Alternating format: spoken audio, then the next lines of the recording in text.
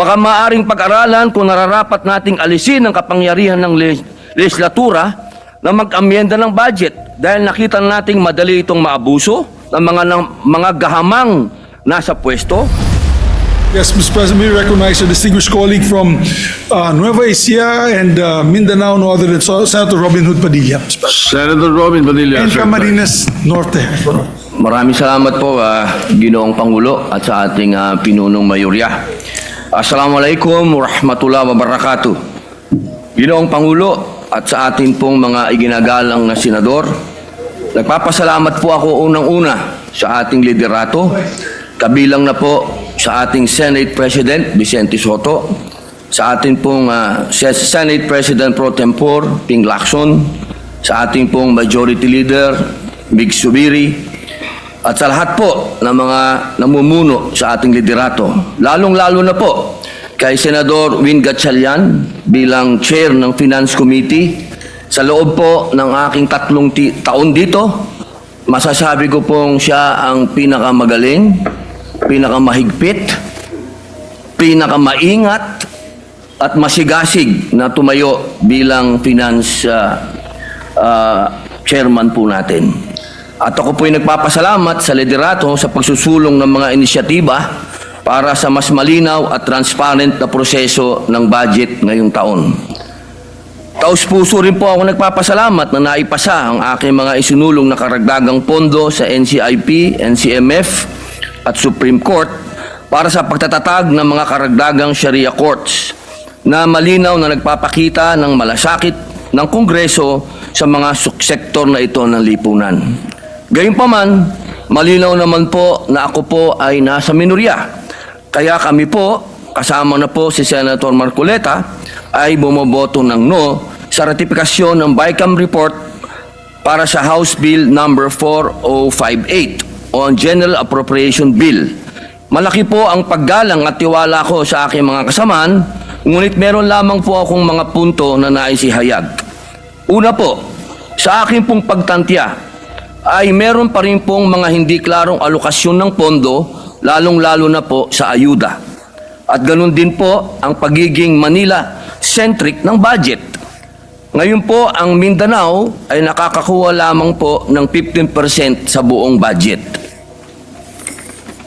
Ikalawa, bagamat naipanalo po natin sa Senado ang kapakanan ng mga katutubo, ako po'y naniniwala na kulang pa rin ang pondo para sa sektor ng mga katutubong pamayanan na lagi pong pinagmumulan ng kaguluhan, ng rebelyon at terorismo.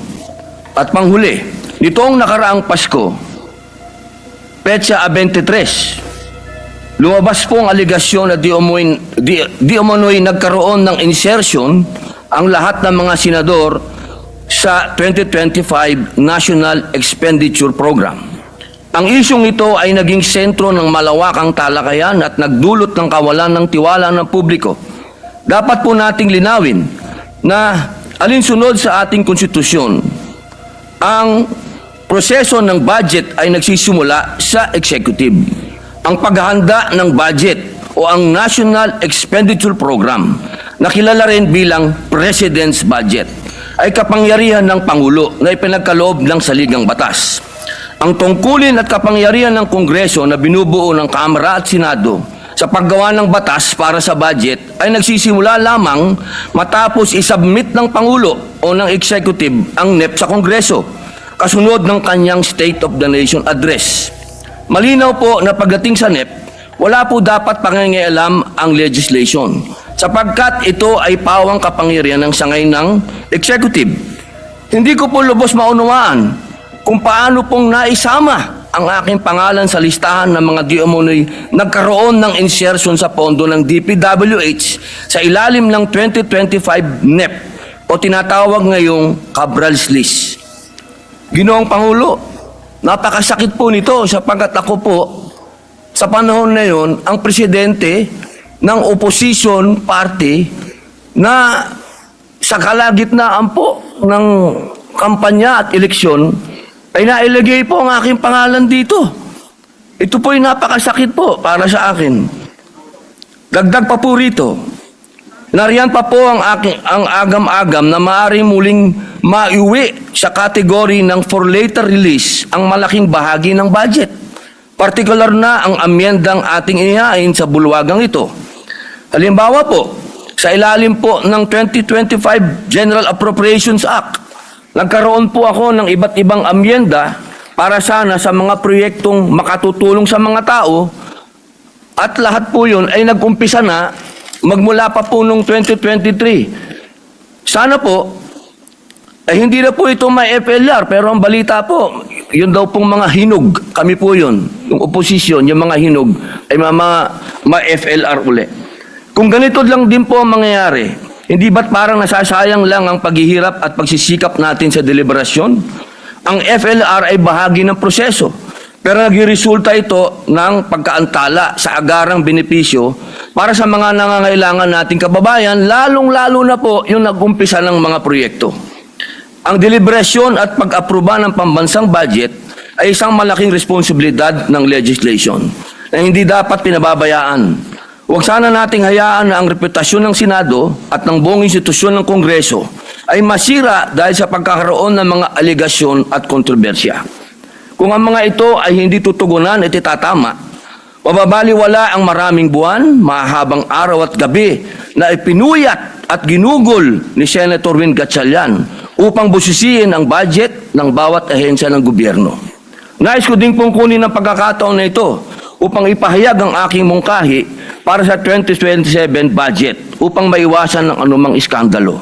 Una, marahil ay napapanahon na upang makonsidera ang pag-amyenda ng ating saligang batas. Naway maisang-alang-alang ng ating kasama, Senador Kiko Pangilinan bilang tagapangulo ng Committee on Constitutional Amendments and Revision of Codes, ang pag-update sa mga probisyon ng konstitusyon, lalo na po patungkol sa kapangyarihan ng legislation sa pag-amyenda ng budget.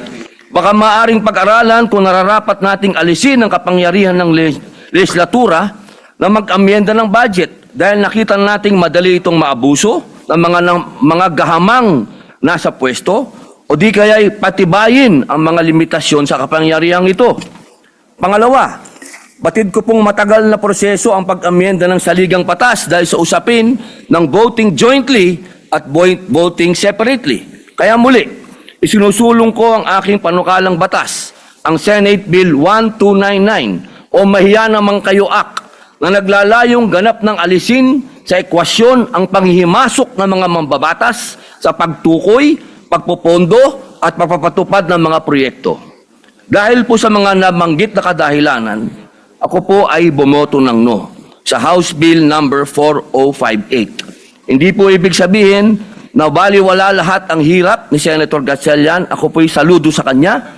Ngunit, kailangan pong ibigay ko ang boto na ito para sa taong bayan. Maraming salamat po.